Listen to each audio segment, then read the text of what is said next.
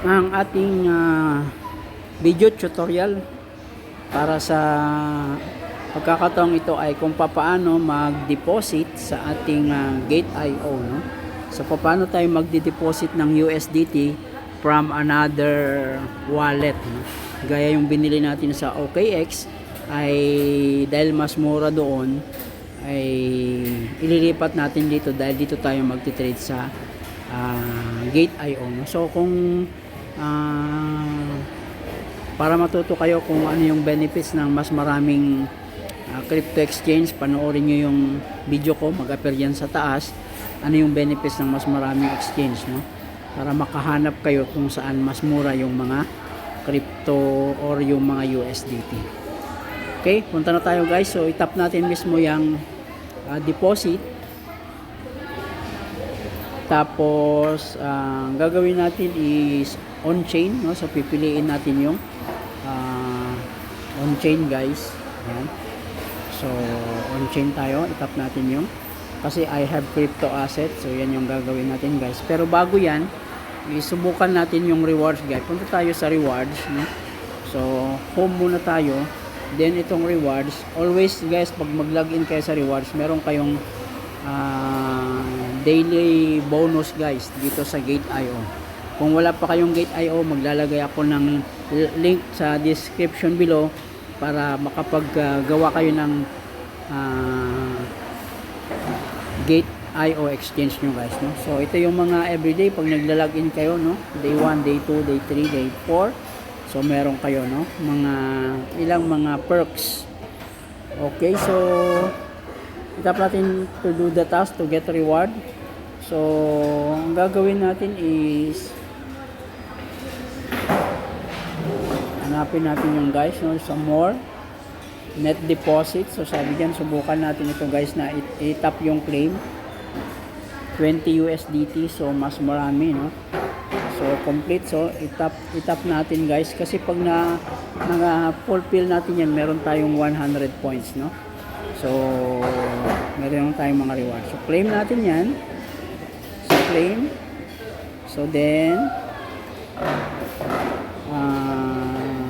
transfer asset among other different account, convert, then on-chain. So tap natin yung on-chain guys. Okay, so dito ang ginagawa dito ay titignan natin guys kung mura itong XPL kasi ito ata yung pinakamura guys, no? So subukan natin yung kung merong XPL yung OKX, no? Kung wala is yung Aptos guys, no? Hanapin nyo yung Aptos. Yun yung isa sa pinakamura rin guys, no? So Aptos, no? Okay, so tignan natin, balik punta tayo dun sa OKX kung meron siyang Aptos or XPL. So ngayon dahil magwi-withdraw tayo dito, i-withdraw natin yan. Ang gagawin natin guys is tap natin yung withdraw. Okay, so tap natin yung withdraw and then withdraw crypto. So makita nyo dyan, nakalagay siya dyan guys is withdraw crypto, transfer crypto to a wallet, exchange or OKX address, no? Okay, so wallet exchange. So tap natin yan and then meron tayong ililipat na 21 na USDT. So i-select natin yan, tap natin siya niyan. Okay, and then address book, tap natin yung address book at maglalagay tayo ng address ng ating Gate.io dyan. Okay, so ang nakalagay dito is meron tayong OKX to Gate Sum and then USDT Gate Aptos. So B buff ang kanyang ano, so i-check natin yan guys. Okay, so punta tayo sa Gate.io natin, ano yung available. Tingnan natin is Aptos, then tingnan natin guys kung merong XPL, no? So try natin kung may XPL.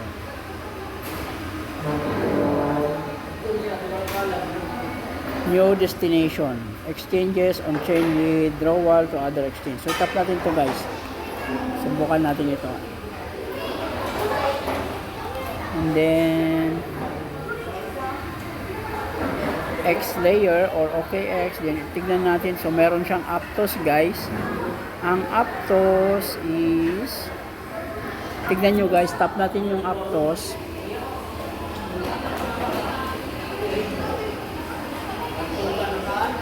Mamimili kasi tayo dito yung ano guys, yung ating pinakamura, no?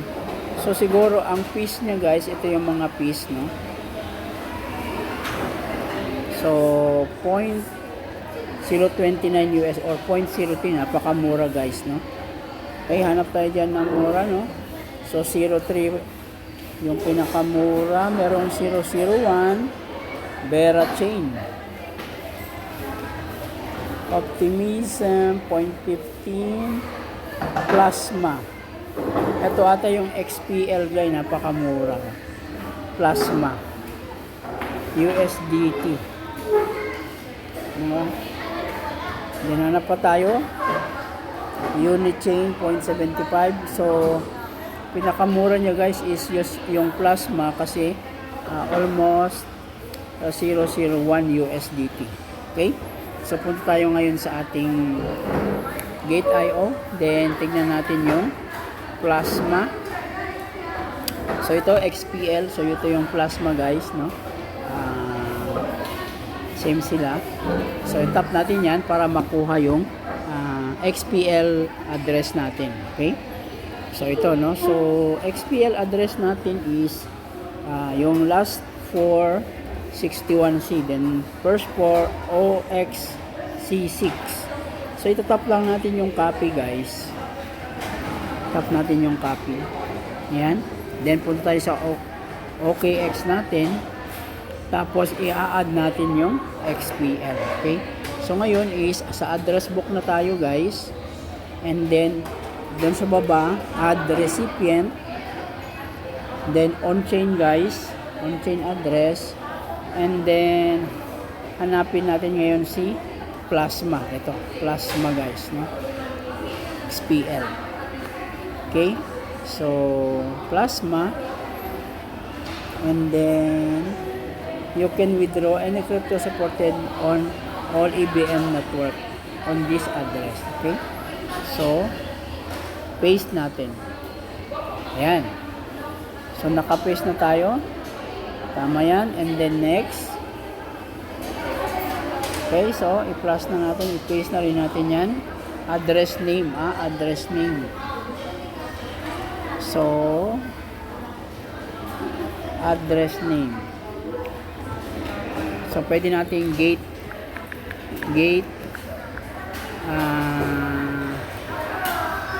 Grace, asawa ko kasi to, Gate Grace XPL or Plasma. Allow withdrawal to this recipient without additional verification for 30 days. Okay, so yan, done. Okay, so nanghihingi ng verification and then nanghihingi ng authentication guys sa ating so authentication. So pag authentication, punta tayo sa ating Google authentication guys ng Bybit.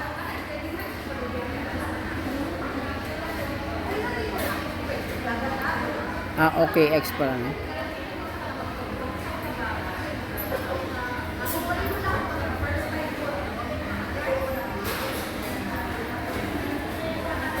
OKX.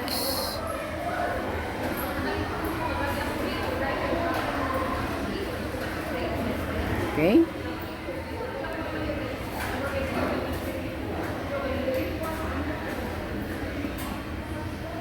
And then sa email,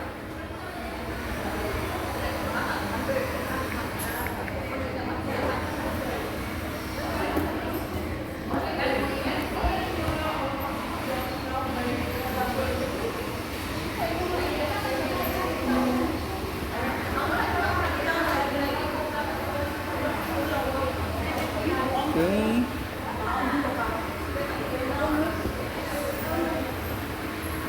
Copy.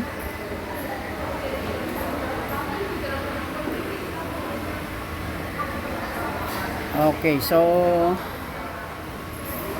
double check natin kung tama yung ating address book guys, no?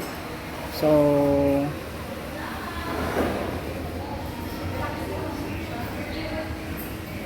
USDT address book, then ito is not sure which network, pick one.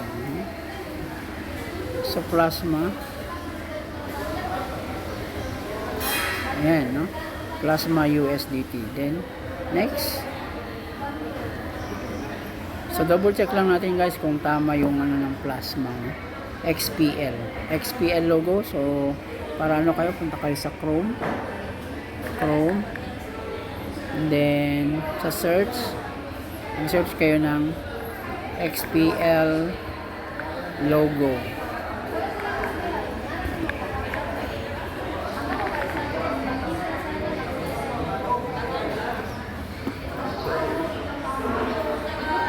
Ito guys, no? Ito yung pinaka logo niya. So XPL or Plasma.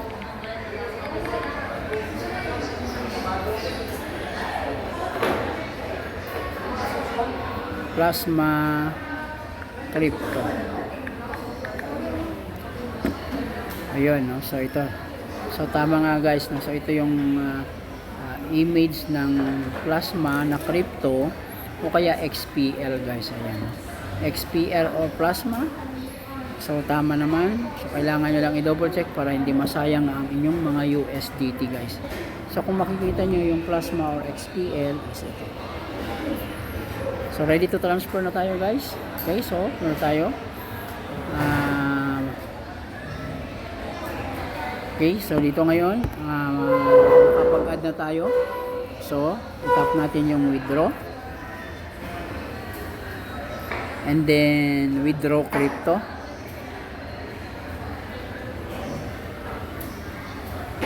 And then select yung USDT.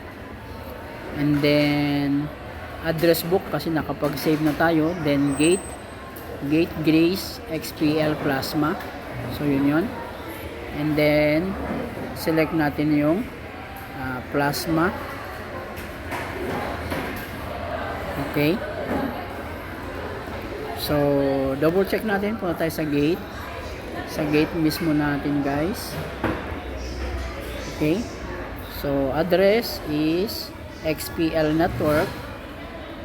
So pwede natin tingnan din dito guys. Then deposit on chain, and then USDT, and then ito XPL, no? XPL. Okay. So ito siya guys, no? So warning, sabi diyan, do not deposit any USDT asset that are not on XPL chain to the above address, such as deposit will be unretrievable. Okay, so yan yung palagi yung tatandaan guys. So DAA 61C1. Yan. So yung other DAA 61C1, then OXC 61 OXC C161. Okay, so na double check na natin guys. Then next na natin. And then max na natin, ipindot mo yung max dahil i-withdraw natin lahat ng nandun sa ano natin. So max, tip na rin yung max. Okay, that is 21 USDT. And then next, caution, new address, always be extra careful when withdrawing to a new address. Note, the withdrawal can't be undone. Ensure you're sending to the correct address. We'll never ask you to withdraw your address visit. Yan, no? You receive suspicious communication. Okay, dahil na-confirm naman natin, na-double check natin ng ilang beses, so makikita natin yung kanyang trading fee guys, no? Total, then yung fee, 21, then including trading fee. So napakamura guys, imagine nyo, 0.1 USDT. Mamaya kukumpitin natin kung magkano yan, habang hinihintay natin. So, tap natin yung confirm, color green. So on the way, no?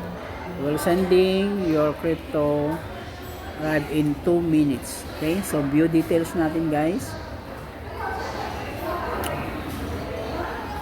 Okay? So, pending. So, habang hinihintay natin guys, yun. So, nag-ano na siya. Nag-update na siya guys, no? So, mura nga dito kay XPL ang USDT. So, subukan natin mag-ano niya kung guys. Kasi, ang price niya is 58.86, diba? Plasma. Okay, so kukumputin natin guys yung ating so pwede natin itong i-picture. Kukumputin natin ito guys. Itong 301 USDT na as transaction fee. So punta tayo sa calculator.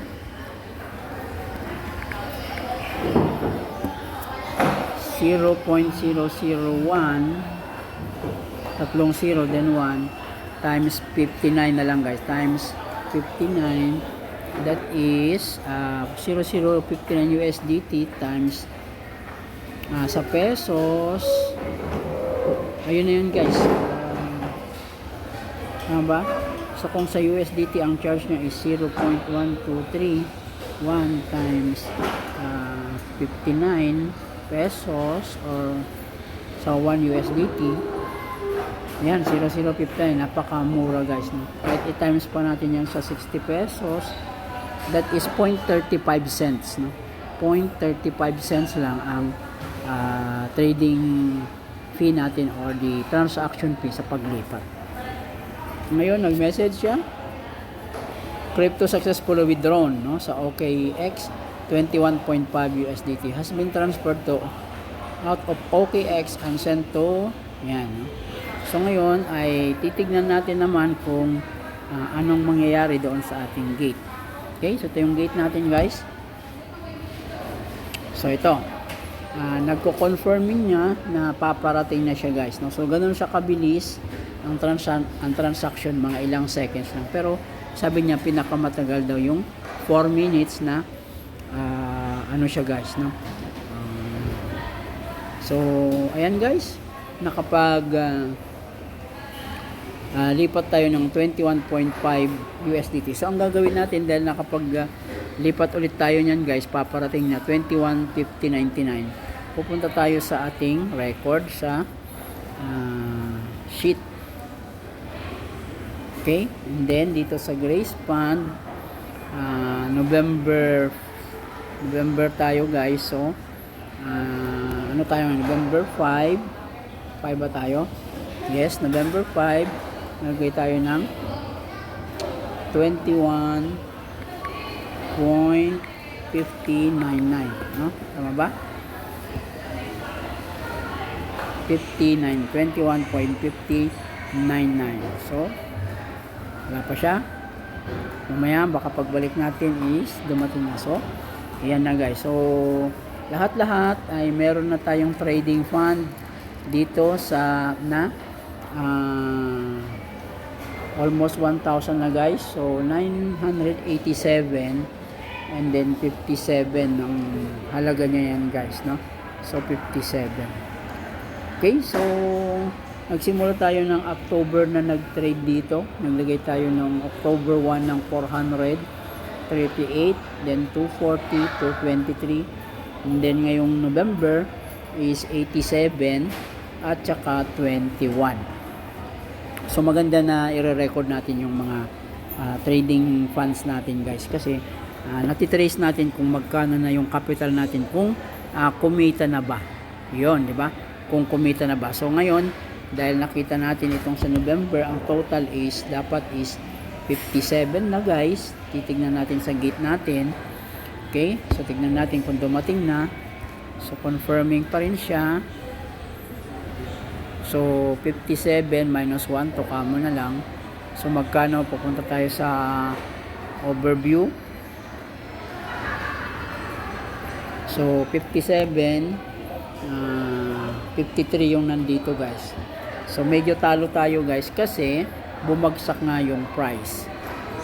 Paper loss lang yan dahil bumagsak yung mga price ng ating mga crypto. So pulahan pa sila. So pag bumangon siya ulit guys, so babalik na at titingnan natin kung kumikita yung ating mga trade. Okay, so tingnan natin, tap natin yung asset, then sa spot, then spot, tingnan natin kung meron ng USDT. Ayun guys, so dumating na yung ating 21.599. So ito na yun guys, no? USDT. Okay, so ngayon ay magagawa tayo ng video sa susunod ulit para hindi mahaba yung oras. So kung meron kang natutunan dito sa content natin na ito, please subscribe kung bago ka pa lang sa ating channel, para itap mo na rin yung notification bell at itap mo yung all para ma-notify ka pagka meron ng mga bagong tutorials video tayo. Paki-likes din po yung video, malaking bagay po yan, at mag-comment ka din kung taga saan ka na lugar, para kung makapunta ako sa lugar ninyo ay pwede ko kayong i-shout out or i-message at mag-eyeball tayo guys. Okay, so i-share mo din ito sa mga kakilala mo na gustong matuto sa crypto trading business para matuto rin sila guys.